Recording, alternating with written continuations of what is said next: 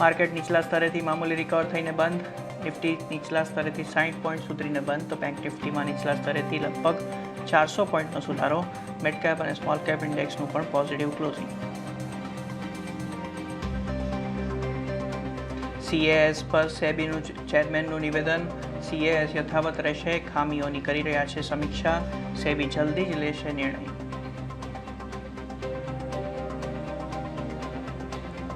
The CAS is here to stay for sure.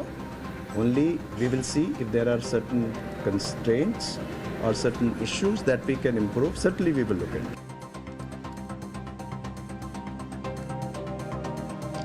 Air ઇન્ડિયાના 2 પાયલટના શરૂઆતી talk ટેસ્ટનું પરિણામ non negative. સૂત્રો પ્રમાણે બંનેના કન્ફર્મેટરી ટેસ્ટના પરિણામની હવે રાહ. બંને પાયલટને રોસ્ટરથી હટાવવામાં આવ્યા. તહેવારોના સમયે હવાઈ ભાડા પર લગામ લગાવવાની તૈયારી. સુપ્રીમ કોર્ટે કેન્દ્ર સરકારને ડ્રાફ્ટ નિયમોને અંતિમ રૂપ આપવા માટે 3 સપ્તાહનો આપ્યો સમય. કેન્દ્રએ સીલબંધ કવરમાં સુપ્રીમ કોર્ટ સમક્ષ રજૂ કર્યો ડ્રાફ્ટ નિયમ. મુખ્યમંત્રી ભૂપેન્દ્ર પટેલ અમેરિકા પહોંચ્યા. વિદેશી રોકાણકારો સાથે કરશે બેઠક. ગુજરાતમાં રોકાણ કરવા આપશે આમંત્રણ.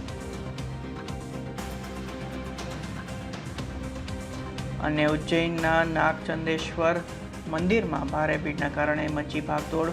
ભીડને નિયંત્રિત કરવા માટે પ્રશાસનની કાર્યવાહી ચાલુ. 20 થી 25 લોકો થયા ઘાયલ.